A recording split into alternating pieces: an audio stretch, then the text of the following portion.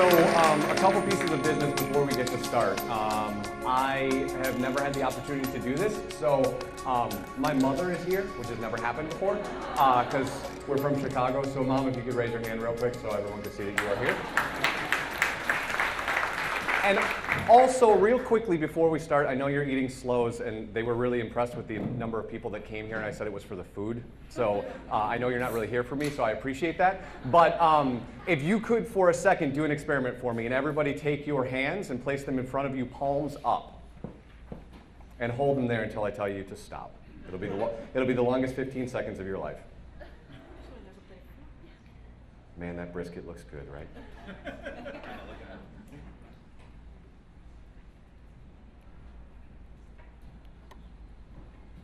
And continue eating. Okay, I do that as a social experiment because neuroscience will show us that putting your palms up for just 15 seconds actually changes your brain and opens it up to accept new ideas. And so I like to start my talks that way so that you're ready to accept some things that you will be excited to learn, I hope. So where are we? Well, we're two places. One, our customers collectively, they don't go online anymore. They live online. So while today your keynote says we're talking about social jiu-jitsu or social media is actually a slang term for the current state of the internet. And before we get into the nuts and bolts of what I'm going to be talking about today, which is social jiu-jitsu, I want to unpack that term a little bit. Because about 3 years ago, there was a term, social jiu-jitsu, and what it was talking about is these Svengalis that could go to networking parties and get you to talk about yourself in a way that you normally don't do in public spaces. And as somebody who has practiced Brazilian Jiu-Jitsu for 16 years, this definition made zero sense to me. So what I intend to do today is postulate a different definition of social Jiu-Jitsu. So how did I get into Jiu-Jitsu or social media? I got into Jiu-Jitsu in a very interesting way. Some of you, I know there's 4 or 5 people here, not including my mother, 4 or 5 people here that know who I am. And for those of you who don't know who I am, I worked in this town in radio for 20 years. And then I recently left to become the director of marketing at MLive. While I was working in radio, I did morning radio. And anybody in this room who has gotten up consistently at 3 o'clock in the morning knows that your body hates you for it. If you get up at 3 o'clock in the morning and make a steady diet of sitting on the couch, consuming gallons of Mountain Dew and eating nothing but donuts, your body really hates you for it. And I got very fat and needed to not get fat. And so I knew that running wasn't going to work for me, and I knew that going to the gym wasn't going to work for me. And I got introduced to a boxing gym here in town called Frank's Boxing Gym. And after training there for a little bit, I decided I was going to take a fight. And when I took that fight, I learned this Mike Tyson quote in the first 8 seconds of the fight. As the gentleman I was fighting broke my nose. So after that fight, I knew that boxing, as fun as I was having, was not the thing for me. I needed something that fit my body type a little bit better. And in this town, we happen to have a Hoist Gracie gym. And Hoist Gracie is the winner of the UFC, 3-time Hall of Famer, submission finishes in the UFC. He is the grandfather of Brazilian Jiu-Jitsu in the United States. And we were blessed to have a gym here. And I went down there and I started training, and I fell instantly in love with it. And if you don't know what Brazilian Jiu-Jitsu is, essentially it's submission wrestling, and the point of it is to submit your opponent and get them to tap or give up. Essentially what all of us want to do to our competitors. We want them to tap and give up so it makes our life easier. What this family did is take the idea of Jiu-Jitsu, which comes from Japan and is much more like what you would understand for judo, hip tosses and stuff like that, and morph it into this ground fighting game or submission wrestling. So to put it into a vernacular that we're talking about today, they took the map of the internet, and what social media has done is put it there. Because everybody here is using this as their first screen. I mean, as I was waiting to talk today, I saw that just about 96% of you had done something on your phone between the time that you got in here and the time that I got up here. And if I don't do a good enough job in the next 10 minutes, you'll go right back to doing that. And I know that. Okay, so Brazilian Jiu-Jitsu is often referred to as the gentle art, but today we're going to use a different definition because I think it's more apt for what we want to talk about. So we're going to use this as a definition. The physical form of psychoanalysis where a weaker position offers a powerful leverage, dominant positions are revealed to be traps, and the price of clinging to one's illusions is relentlessly exposed. And if anybody here has had success on social media against bigger brands, you know that this is true. Because people who do more posting on social that's authentic better posts, more highly engaged posts as opposed to just advertising on social seem to do a lot better, and that doesn't matter what size the brand is. And I'll show you why in just a second. So while I was training in jiu-jitsu, I found that the people that I was training against, the team members that were better than me, always seemed to have an extra limb that I didn't know we had. So they always had an extra arm or an extra leg and were able to choke me in places that I wasn't aware of you could do because I thought I had tied everything up. I bring this up because I know that a lot of us feel this way about social media. We figure out MySpace, it goes out of business. We figure out Facebook, in comes Instagram. We figure out Instagram, in comes Twitter. We figure out Twitter, dear God, there's Snapchat, right? So I bring this up because what I'd like to do in the next 30 minutes or so is eliminate some of the limbs of the octopus here and make it easier for all of us to understand what's going on in the social space and excel in the channels that you need to excel in. If you take one thing away today, it is that under no circumstances do you need to be on all these platforms. In fact, you will lose if you're on all these platforms and you don't know how to excel at them. You'll do a much better job if you pick the one that you're good at and stay there. If Twitter doesn't make sense for you, don't go on Twitter. There's no win for you in wasting time and doing terrible social posts just to say that you're on Twitter. So if you walk away with one thing today, I hope that you would walk away with that. Now, if jiu-jitsu still doesn't click with you, I have brought this, which I've done this talk one other time, so I promise this wasn't on purpose, but this was actually the only match my mother ever watched. This is my first, what's called no-gi, so it essentially looks like I'm wearing shorts and a t-shirt. And in 45 seconds, I learn a whole bunch of lessons that I'm going to share with you here in a second.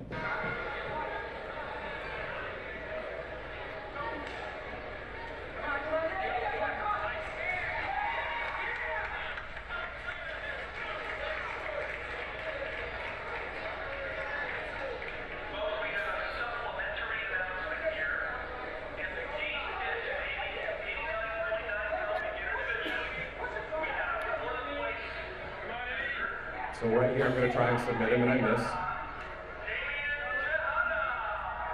Then I'm going to attack his ankle and not really know what I'm doing. He's going to flip me over, and he's going to grab my knee. Okay? And he grabs my knee and bends it in the wrong direction. Now, wait. Before everybody freaks out, I just want to explain something. That look right there is not me in pain. That look right there is me understanding that didn't actually hurt. I gave up when I thought it was supposed to hurt. And so I walked away from this with 3 big lessons. 1, there is no way that that dude weighed the same amount as I did. 2, I didn't listen to my coaches who told me I was fine, and I was fine. And I was actually, right up to that point, doing pretty well against a guy who was 870 pounds. And 3, I learned that I don't need to give up when I think it hurts. I need to give up when it actually hurts, when it's actually hard, or not give up at all. So I went back to the gym and I thought, okay, I'm going to put a strategy together that makes it so I understand what's happening at all times. And I'm going to break it into 4 pieces. And I was going to do the following. I was going to observe my opponent and see if they have any tics. Do they lean one way or the other? Do they like to be on top like that guy likes to, or do they like to be on bottom? And how can I take advantage of those things so that I can control all of their limbs, make sure it doesn't seem like they have 8 arms as opposed to 2. And once I have control of their body, I was going to trick them, deceive them, and then submit them. And so I put this in practice and practiced it over and over and over again in everything that I did. In my real life, in my jiu-jitsu life, in my professional life, I started describing to this strategy that I was going to do everything so that I was finishing the work as much as I possibly could. And the very next match that I had was a tournament. And I got in a bout with a guy, and he trapped me a couple of times, and eventually I get him in this move, which is what's called a triangle. You saw me try it earlier. I finally figured it out. This is not me, by the way. But I finally figured it out. And one of the best ways to get out of a triangle is, if anybody has watched the WWF at any point, is to powerbomb your opponent. So this particular gentleman picked me up over his head and was going to slam me down on the mat. Now, he may or may not get out of the triangle, but I knew that he was going to lose that match if all I did is hold on, because it was illegal in that match. So he slams me to the mat, and I win because I knew that I was going to hold on and I understood the rules, and he clearly did not. From that point on, I kept that strategy going and going and going. And I didn't win every match, but I understood where it was at all points and understood when it actually hurt versus when it sort of felt like it hurt. And so I bring this up because I feel that this is a perfect sequitur into where we are today. Because Our customers are consuming media in a much different way. To put it another way, if they wanted to watch traditional ads, there wouldn't be Netflix, there wouldn't be Hulu, there wouldn't be Sling. If they wanted to look at ads in the newspaper, they wouldn't be flipping the page or not buying the newspaper at all. If they wanted to consume radio en masse, there wouldn't be things like Pandora or Spotify or Beats. And please, tell me about your successful billboard campaign when 49% of the people on the road are doing that. Right? There's a place for mass media, but it's not the only place. We've got to create a strategy that encompasses all the places that people are. I mean, not that I would advocate this, but you'd be better off buying a Facebook ad there than a billboard. I'm just saying. So, how does an art form from 1882 that looks like men dressed in various sundries of pajamas help you win at social media? That is a perfect question. So, what I've done is taken the same strategy that I used and converted it so that we can use it in a marketing space in any medium. We're talking about social today, but you can do this in any place. It works better in social for a various reason that I will explain to you right now. So we're going to break it down into 4 stages, just like we did when we were competing. Awareness, brand awareness. You guys know what that is, right? We're getting them aware of our brand so that they come to whatever page we want them to come to. Engagement, giving them content. If anyone in this room doesn't understand that content is the game, you need to understand that content is the game. And once you have that content, we need to convert them into whatever we're converting them. Do you want Facebook likes? Do you want page views? Do you want uniques? Do you want to sell a widget? All of those things are byproducts of step 2, which I would say is the #1 thing that we should be doing. And then once we've converted them, we're going to move them into advocacy and let them do some of the advertising for us. Because they are spending all of their time, well, we all are, spending all of our time on this device. It's never more than 5 feet away from us at any one point during the day. We check it over 150 times a day. 150 times you take that out of your pocket. So, I've talked long enough about Jiu-Jitsu. Let's sweep the leg, Danielson, and get to work. All right, we will start with Facebook, and I start with Facebook because most of us have a love-hate relationship with Facebook. And that love-hate relationship is that the relationship has changed between marketers and Facebook. When Facebook started, it was this free, easy place that users could jump on and talk to one another and share photos and share moments and comment and like and all of those things. And we as marketers thought, hey, we can do that too. So we all jumped on and shared and commented, and like all good marketers, we ruined it, right? So Facebook has turned this into a pay-to-play space, which they should. Nobody in this room, not one human being in this room thinks that they should get a free TV commercial. Nobody in this room thinks that that billboard should be free. They don't think they should get a free radio commercial, but still, some people think that they should be able to jump on Facebook and advertise for free, and they wonder why they get 1 or 2% conversion on their Facebook page when they're not putting any spend against it. The great news is we know more about our customers now than we ever have, and Facebook has some of the best targeting, I think, on planet Earth, specifically in the social space. So here's just an example. I guessed a little bit today. So I played around in the Facebook targeting system. I picked people who are into digital marketing, social media, like the downtown market, maybe are page admins on Facebook, average age between 25 and 45. It turns out that there are 6,300 people. So I don't know where the other 6,200 are, but for the 100 that got here, congratulations. And you can play around with this as much as you want if you haven't gotten in here. You can use it for dark posts, you can use it to promote a post, you can even use it for Instagram, which I'll talk about later on. At the upper right-hand part where it says audience definition, it'll tell you if you're specific or broad or right in the middle. And that's a point where when you're running a campaign specifically on Facebook, you might find that while I've got 6,300 people that have raised their hands and self-admitted that they fall into these categories, that I might want to broaden this and take one of these categories off and see if there are people that might be into what we're doing today that don't say on Facebook that they're into the 3 things that I've picked. The one thing I will say is, like I said earlier, if you're putting out content or curating content, the one thing that you want to be careful of, and I alluded to this a couple minutes ago, is under no circumstances should you do this. And what this is on the left-hand side is a tweet about a running story. On the right-hand side is a Facebook post about the same story from the same brand. Why shouldn't you do this? Well, because if you're going to be on different platforms, there needs to be different reasons for the customers to follow those platforms. There is no reason for me to follow both of these platforms if you're going to put the same content in the same place, especially when it looks nearly identical. So Again, pick the lanes that you're going to be in and succeed at them. And Twitter is a big one. I'm not going to talk much about Twitter today because I think they're the most at risk of not being around sooner than later. I just think it's too hard to gain traction on Twitter. And you see a lot of brands doing this for this very reason. It's hard to sit on Twitter 24 hours a day and succeed. So you mirror your Facebook posts and hope that it works. And in most cases, it doesn't. So quick share of hands. How many people in this room would love to have 500,000 Facebook likes on your Facebook brand page? If everybody in the room doesn't put their hand up, I don't know why we're here. What if I told you that it doesn't matter? What if I told you that that number doesn't matter? And here's what I mean by that. Here's Noodles & Company. They have 500,000 likes, and they put a post on their page. Now, they didn't spend against it, but they put a post on their page that got 29 likes. No comments, no shares. Now, my middle school math will tell me that's not even 1% of their audience. The trick here is not how many people. The trick here is how many people care about what we're doing.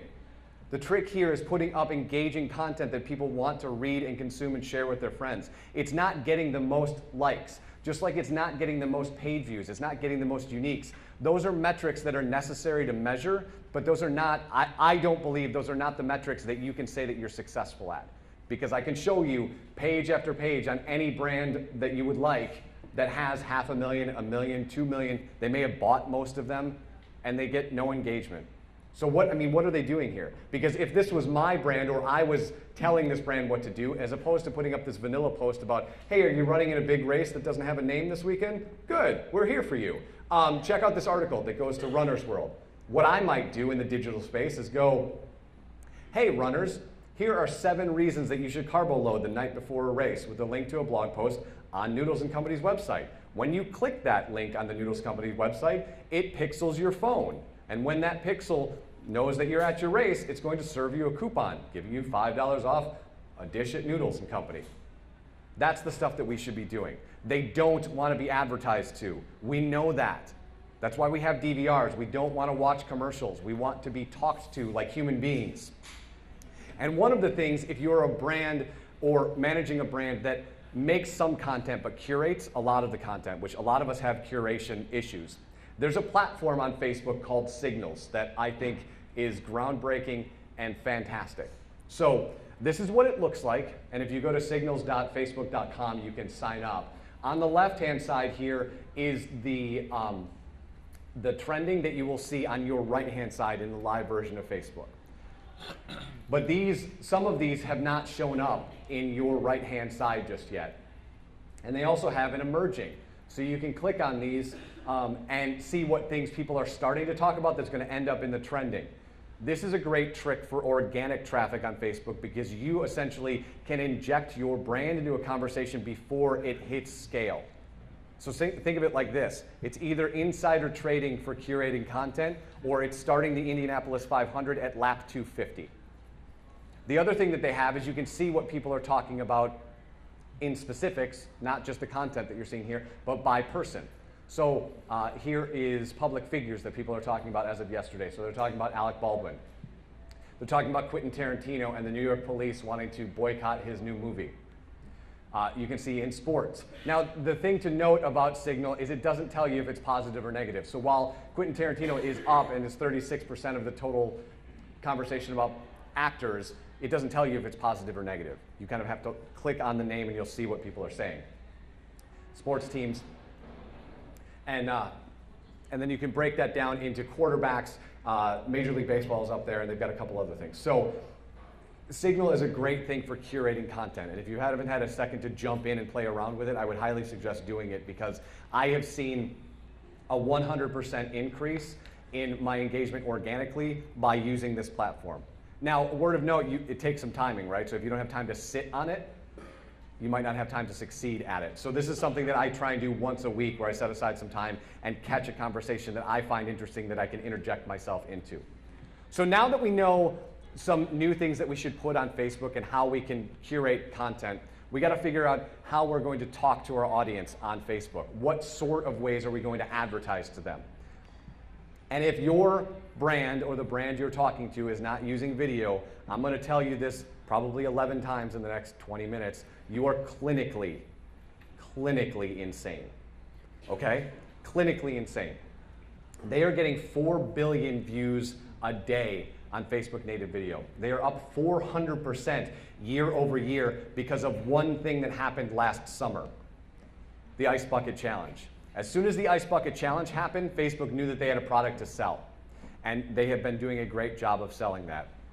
And we're seeing Facebook video perform 30 or 40 times better than all of the other campaigns that we're paying against, that we're increasing in some way, shape, or form, regardless of dollar amount. So 20 to 30% better engagement on video than we are spending against post, doing dark posts, or anything of that regard. And the really interesting thing is when you start mirroring Facebook native video with a mass medium. If you take TV and you put it in Facebook native video, you're getting engagement that any brand would be excited about. So if you've got a commercial that's interesting content, some people put out really great commercials. Think about the Super Bowl, right? And there's some really cool stuff happening here in town. If you've got that, or a piece of content that you put on television, you were on 8 West, you were on Take 5 or whatever My Michigan or whatever they call it today. You know, you were on TV in some way, shape, or form, and you put that on Facebook in native video and put a spend against it, you're seeing a 47% increase in ad recall after 3 seconds, a 74% increase in 10 seconds, 32% brand awareness, 44% purchase intent in 3 seconds. And if you boil it down to millennials, most of those numbers double. And the thing about the Facebook ad campaign when you're dealing with native video, you can pay a premium to make sure that it doesn't count against your cost per acquisition for 10 seconds. So if you want to make sure that they're watching the content and for 10 seconds, you can pay to do that. And I just think these stats are remarkable. And the amount of money that Facebook has made this year, they've made $17 billion, I believe, in advertising with brands jumping on board, and that's going to triple by 2017.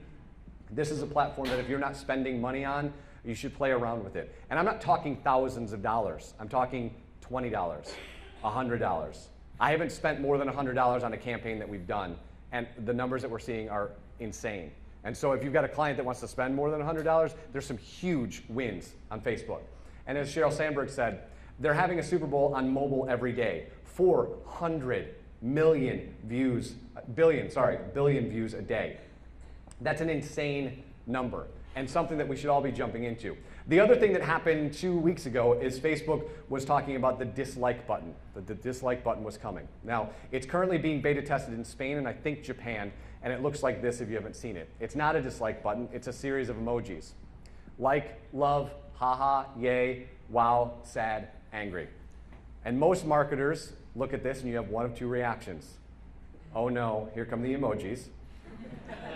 Or you go, this is interesting. And why is this interesting? Well, now instead of just like, just comment, and just share, now I actually know, or know more than I did 5 minutes ago, exactly why they're interacting with it, right? So we'll take a real life example from Spain. Here's John Oliver talking about pumpkin spice. You've got a whole bunch of shares, a bunch of ha-has, 3 likes, 2 loves, 1 angry, which is clearly a college girl that you hate pumpkin spice latte, and 1.1 thousand shares. So you can now see and start to glean some information from your customer about exactly why they interact with the piece of content that you put up. And prior to this, you only had 3 choices. And the 3 choices were like, which we might call a slacktivist interaction. They just clicked like and didn't do anything. Comment, right now they actually want to talk about it or tag their friends in it. Or the big one, which was share. And then you add to this why they're doing those things, and you can begin to understand what sort of content they actually want to consume and how they want to consume it. We'll move on to Instagram. And as Jimmy Iovine said, if you asked a millennial to pick between music or Instagram, they're going to pick Instagram. And it is the one thing, if you haven't started on Instagram or have brands that haven't started on Instagram, it's the one that I would say you should jump on. Because there are lots of things happening on Instagram. There are, I believe, somewhere in the neighborhood of 5.5 million photos uploaded a day. And of those photos that are uploaded today, there's close to 2 billion interactions with them. Now, what does that mean? Okay, well, in English, it means you may have less followers on Instagram than you do on Facebook, but they're consuming more content on Instagram. And while most people think it's just food porn, There's a lot more things happening on Instagram. And as I said earlier, the targeting that I showed you from Facebook is available on Instagram. How you do it is a little wonky if you haven't tried it. You actually have to go to the Facebook ad manager and merge your Instagram account with the Facebook ad manager, and then you can begin to run ads for whatever brands that you're an admin over. And you get the same targeting. You can do the same sort of dark posts. So dark posts, if you don't know, are posts on Facebook that show up in the news feed but don't show up on the brand page. So same thing with Instagram. They would show up in the actual feed but don't show up on the profile when people go to click back to them. So it's a way for you to keep your ads in the news feed without your profile looking like it's nothing but ads. This is one of my favorite stories of what's currently going on Instagram. This is Reebok's account. Now, Reebok 4 years ago had 600 social media accounts, and they sucked at every one of them. So what they did is they got together and they thought, okay, well, we need to figure out how to win in social because lots of people are doing it. The fitness world is exploding. Lots of people are talking about wearables and running and getting in better shape and understanding the food that we consume. So we need to be a part of that because we're athletic wear. So they thought, we're going to go to Instagram predominantly. We're not going to pay to play. We want to play around in the organic space. So that's what they did. And they saw an 8,000% increase in 18 months. They had 2,000 Instagram followers a year and a half ago. They have over 500,000 today. And they're doing things like this. This is for Ronda Rousey, UFC fighter. They're doing this more than tape. And the campaign is people on Instagram can take photos of messages that they've written on tape, and then Reebok and Ronda Rousey will then transcribe them to her actual hand wraps so that when she goes into her fight, she will have the fans' messages on her hands when she goes into the fight. So when we talk about engagement, it doesn't get much better than that. And Ronda Rousey is a great example. They got the 500,000 followers before the Ronda Rousey campaign. And Ronda Rousey, if you don't know who she is, she's the first female champion in the UFC. That's not the interesting part. The interesting part is she fought in August, and on the Saturday night that she fought to the Sunday night, the next Sunday night, she got 1.4 million new Instagram followers. So she is hot fire in the branding world, and Reebok is jumping on it. Here's a couple other places where you're seeing interesting ads happening on, again, you can see Reebok, huge win since January 1st, Nike another one, but Nike has been doing some successful stuff in social, but I show you the Reebok one because it was a drastic change from 18 months ago and it's bared some fruit for them. Okay, so in the sponsored space, I'm seeing some really interesting ads, and I think these are great ways to tell a story that doesn't feel like an ad. On the left, you've got Verizon. When better matters. So will you marry me? She doesn't have service, so she can't say yes, so he moves on, or whatever happens next. I absolutely love this one, and I always light it here, so it's a little hard to see. But it is a girl sitting on the ground playing with the Surface Book, and on the ground is covered in paint, and there are paints behind her. And one of the things that I like about Instagram is the ability to tell a story in a single image. You can do more images, but some brands are doing some really fantastic stuff in single images. And I think for as much guff as Microsoft gets in the Apple-Microsoft universe, this is a great ad campaign that really speaks to the creative and shows what this book could do if you picked it up. I believe it was yesterday, right? Or is it today? Today, I think. Here are two others. On the left, this is Dwayne "The Rock" Johnson.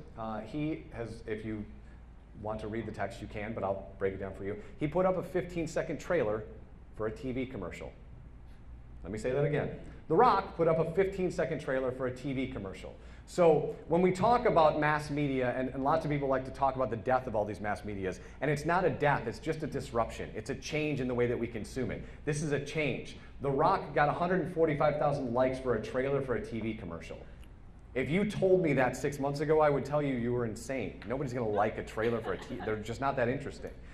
But here he is doing it. On the right, this is Gary Vaynerchuk's company called Wine Deals. And what they do, and I bring this up because while it only has 40 likes, they're dealing in the engagement game. So what they're doing is selling discount wine on Instagram only.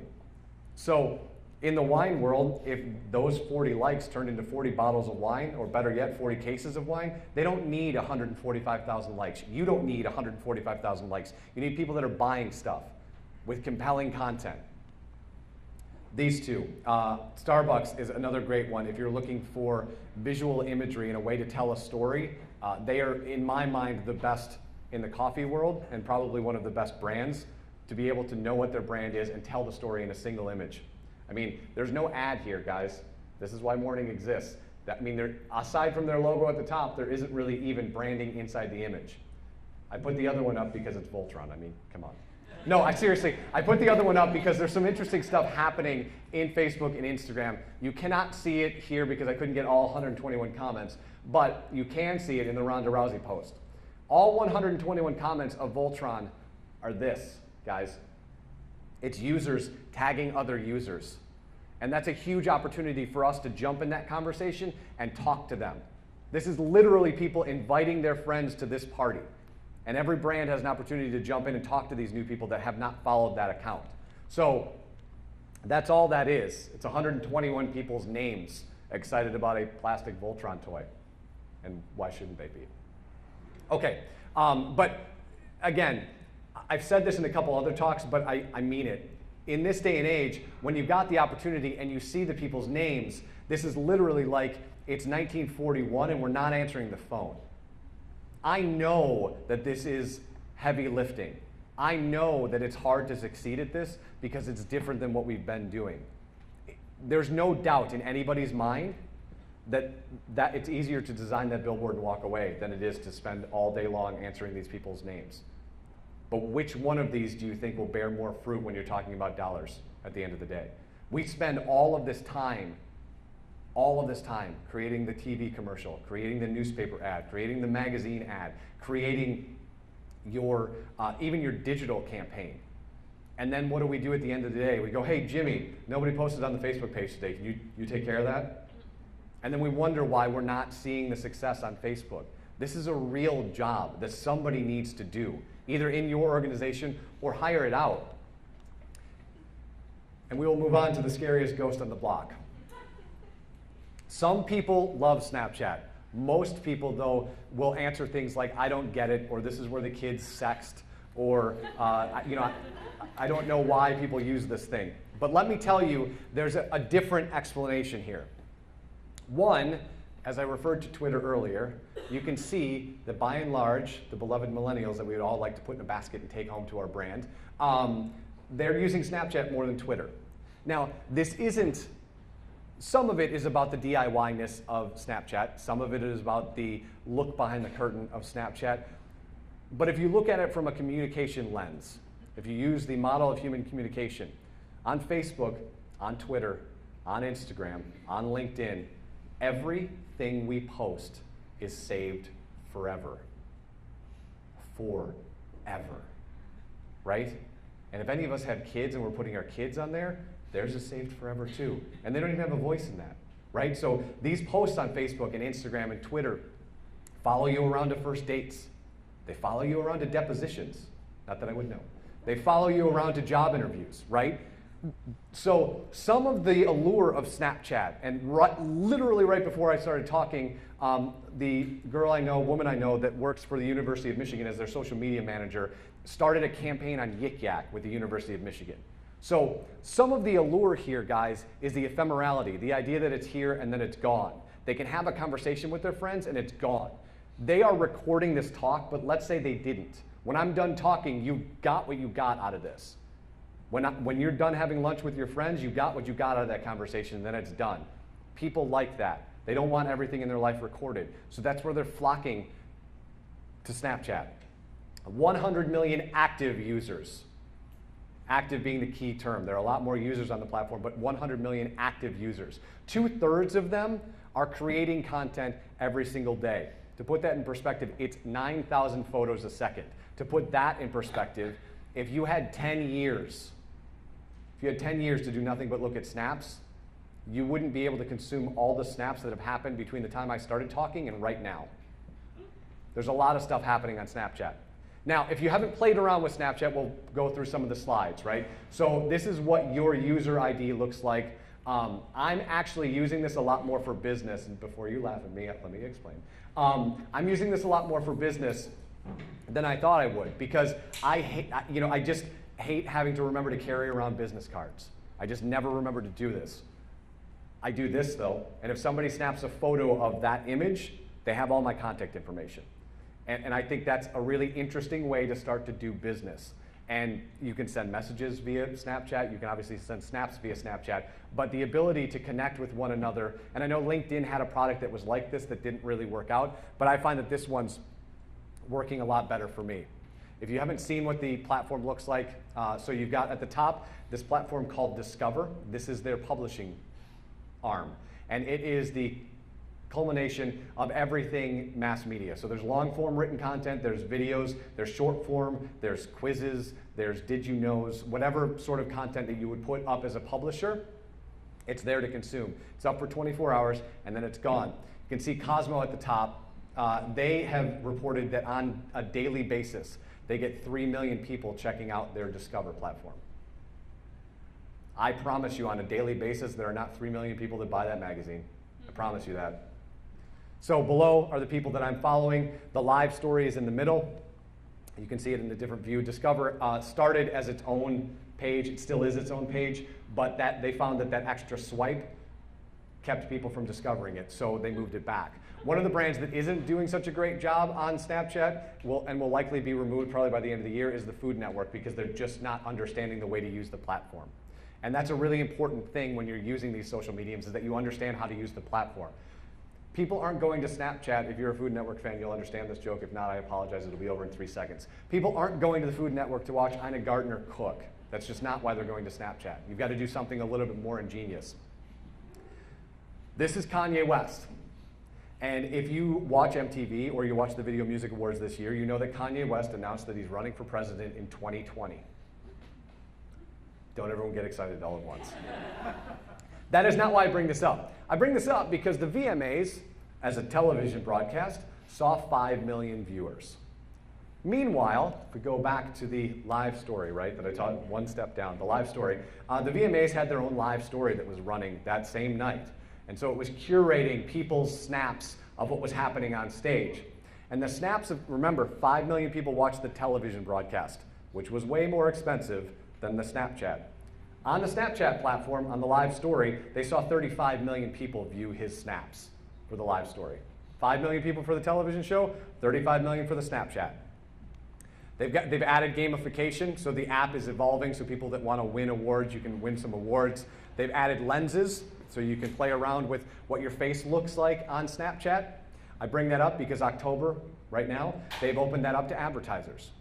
It used to be to get on Snapchat and advertise in any way, shape, or form, so in the live stories or wherever, it was $750,000. It's a very expensive platform, so it's not really, unless you have a plan, it's not a place to jump on instantaneously. But they are now selling these lenses to brands for $400,000 a day and $750,000 for high volume days. So think like Uber, or in a broadcast schedule, think about a holiday schedule. When lots of people are buying ads, they up the price. They have over $100 million in this ad platform that they've been doing since the middle of the year. Now that may or may not sound like a lot of money to you, but it sounds to me like a lot of money because last year they lost $128 million, and this year they've made it. So that's a good year. This is a platform that if you haven't played with it, I would urge you to just play with it a little bit, because like every other platform we've talked about today has started young and ends up going older, right? I mean, to use Facebook specifically, college kids start there, then it goes a little bit older, a little bit older, a little bit older, and then we get our grandmothers on Facebook and we all run away, right? And then we start over. And the same thing happened with Instagram. The median age of Instagram is 32. The median age of Facebook is 40. The median age of LinkedIn is 44. The median age of Snapchat is much younger, but it's scaling. And so this is one that I would say you don't need to throw, I wouldn't advise anybody to throw $200,000 at a guess on Snapchat, but I would tell you to download the app and know how it works. Okay, so to go back what we're talking about. Again, we've mostly been staying in the engagement world. And I do that specifically because I find that to be the most important step here that makes all the rest of it happen. Awareness happens, they figure out that you exist, you start engaging with them, you convert them into a fan in some way, shape, or form, you sell something to them, and then they become an advocate, so you're still engaging with them all the way through there. The reason I don't put this in a traditional marketing funnel is because my problem with the marketing funnel is what? Anybody? It's got a point at the end, which means there's an end. There isn't an end. In the social space, there isn't an end. It's not like they like your page, they consume the piece of content, and then they quit your page. That's not what we want. We want a continued conversation. And so we've been talking the whole time about this idea of submission. And we want to submit our competitors. That's absolutely what we want to do. But with our customers, we want to do something different. And in jiu-jitsu, when you're practicing, this right here, you're trying to get a flow. So it's just you and your partner communicating non-verbally so that you can continue to exercise. You can continue to practice Brazilian Jiu-Jitsu. It's the same with neurology. Neuroscience will tell you that flow is that moment where you and another human being are having this seminal moment where you are just in sync with one another and having a great conversation. And that's what we want to do on our brands. We want to do this as many times as we possibly can. So while we're trying to submit our competitors, we want to create this flow with our customers. Because like I said earlier, they check their phones 150 times a day. 150 times a day. How many of those times are they going to check you out? Because if they're not checking you out 150 times a day or any of those times a day, they're checking something else out. Right? Every single person in here, there's over 100 people in this room. Every single one of you checked something different when you came in here. I don't know what any of that content is, but every single one of you has a place that you went on your phone, and you're going to do it another 149 times. It's our job to get in those places. Google calls it micro moments, and if you haven't had a chance to sign up for Think with Google, it's a great learning series where they talk about what's happening in the mobile space and how you can intercept them in these micro moments. And the idea being that people go throughout their entire day doing large things, going to lunch, driving to work, picking up the kids, dropping off the dry cleaning. And in between all of those moments, they do a lot of things that they don't realize that they're doing. Checking their phone, looking at Facebook, jumping on Snapchat, texting a friend. And these are the opportunities for marketers to jump in and catch them and have a conversation with them. We want to have conversations with them because that's what they want us to do for them. So without further ado, I know we're getting close to 1 o'clock and some of you might have to bounce. This is literally every way that you can possibly get a hold of me if you would like to. And it's at this point, if you guys have a couple of questions, I'd be more than happy to answer those. Anything. Go ahead. What about video one and Periscope. So I'm using Periscope right now. And I think, again, when you talk about ephemeral video, and Periscope, if you haven't used it, is Twitter's platform. It's the ability to take video, that video is stored for 24 hours, and then it disappears. There's some cool stuff happening there. My hesitant or my hiccup is that Facebook has their own product that they're going to launch that I think is 1,000,000 times better. And I think they scale better than Twitter does. And so as soon as that, they're using it right now for influencers. So there's a couple people that are on, they call it mentions, even though Twitter has a product called mentions. So I think when Facebook launches mentions out to the universe, it'll have a different name. But I think the Facebook one is much better for two reasons. One, again, the scale of Facebook.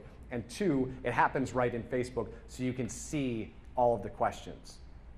Because the one thing I don't like about Periscope and I don't like about Meerkat is the questions only really exist as long as the thing is going on. And if you ask a question in the midst of, let's say, 10,000 people are watching a Periscope, if you ask a question in the middle of that, it's gone in like a blink of an eye and nobody has a chance to answer it. On the Facebook one, you'll be able to go back, and you may not be able to do it in real time, but you can go back and physically answer that question. And that goes such a long way to show that you give a crap about your customer that I think that product's going to be much better when they launch it. And I would anticipate January-ish. They're still testing it, but other questions? Go ahead, sorry.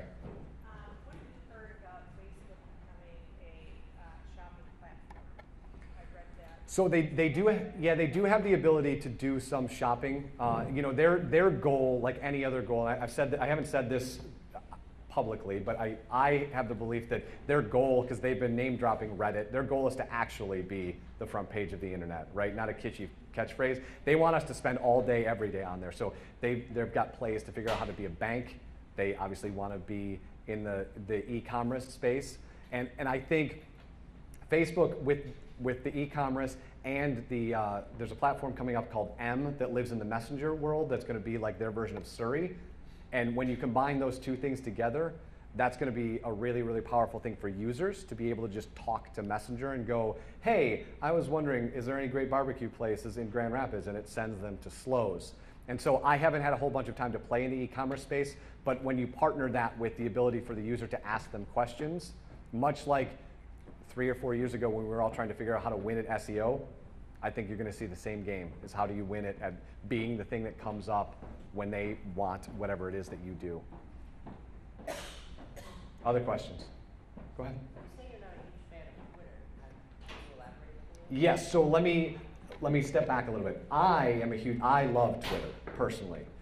I think for a brand, it's really hard for a lot of people to understand 500 million tweets coming at you on a daily basis. And I think a lot of brands do it poorly because they don't have somebody who can sit there all day long. And so it's not that I'm a big fan of it, not a big fan of it, it's the fact that they don't have the ability to slow down the fire hose enough for somebody to succeed there. Now, if you're a brand that lives in the live space, things are happening in the now, or you want to jump into search your name and go and answer people's questions or say thanks for coming to you want to do all that heavy lifting, it's an amazing place to create a community, an absolutely amazing place. But if you're a donut shop down the hall that has 3 employees, you're going to hate having to do Twitter every day. It's going to drive you crazy. And so that's why I'm not a huge fan of it, because I just think the wealth of information that's going past the user and your ability to stand out, it's so much more heavy lifting than on the other platforms. So that's what I mean by that, and that's why I didn't really spend a lot of time talking about it today. Does that answer your question? Cool. Go ahead. I think the common denominator here might be that everybody has a small marketing team. Do you have any advice for those small marketing teams? My first piece of advice, as I said early on, is pick something that you're good at, like pick one platform and do that one. And the other thing is, if you've got a small team, it's totally okay to schedule stuff. It's not the ideal, it's totally okay. Where it's not okay is if you schedule the posts, specifically on Facebook or even TweetDeck, when you schedule that stuff and then walk away, right? That's where you have the opportunity, once you put that stuff out there, to start interacting with people as they ask questions. And that would be, I understand the need for automation, I totally do, but they don't, right? So if you put something out that they really like or they really don't like and they ask a question and it's 7 days before you respond to them, that's problematic. And so for a small team, that's why I say pick one thing, come up with a schedule. And the other thing I would say is to everybody in this room, if you're not posting on the weekends or on holidays, you're missing a huge white space because most brands go to sleep. Most brands check out at 5 o'clock on Friday. And by a show of hands, how many people use their mobile phones on the weekends? Right. So you're looking for content, but we're leaving all of this space on the table where we could, very easily post some stuff on Friday that we can go through the weekend and have somebody occasionally check and make sure that stuff's happening. But that's when customers change their habits, it's really only in 2 places. It's on holidays and on weekends. Other than that, they get up at the same time, they eat the same thing, they get the coffee at the same place, drop the kid off at daycare at the same place. And it's a lot harder to get their attention, to change their habits. So I like those. So if you're looking for a free place to play, I would say weekends and holidays, and holiday weekends for bonus credit. So does that help? I mean, yeah. Or hire more people. Just a question about email blasts and integrating that in these messages. So that's a great question. Talking scheduling, Tuesdays are the big email blast day, but Right. So I mean, to that answer, I would be if Tuesday's the big email blast day, maybe pick another day. Because if everybody's getting emails on Tuesday, you're likely getting lost in the shuffle of emails. But what I would say is that goes back to the content. So what content are you putting in that? Because for me, to help a customer, there's really 2 things that they want help with, right? They want to save time or they want to save money. So that content that I get in that email, it better do one of those 2 things.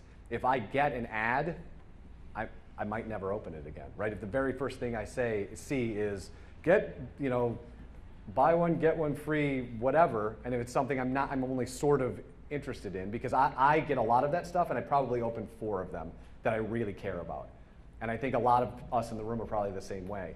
So again, if Tuesday's the day, maybe play on another day when people aren't paying attention as much to their onslaught of, if they expect their Kohl's email comes on Tuesday, their their wine deals email comes on Tuesday, all that stuff comes on Tuesday and yours comes on Tuesday, well, now we're in a content game. Like, is your content better than Kohl's? I don't know, but if it's not, maybe pick another day. So I don't know if that necessarily answers your questions on how that works, but I have no problem with scheduling email blasts, and I certainly have no problem with email because I think it's a way to reach a customer. You just have to go all in on making sure that that content matters to them, not to us, right? Because they've got to open it, right? We all have a boss that thinks it should all be ads and logos and logos and ads and ads and logos, and they want to sell it to a third party. Your fans aren't going to open that, right? We got to do the content that they care about so that they open it, so that they come back and they become an advocate. Is that helpful? Okay. Other questions? You guys have been awesome. Have a great day.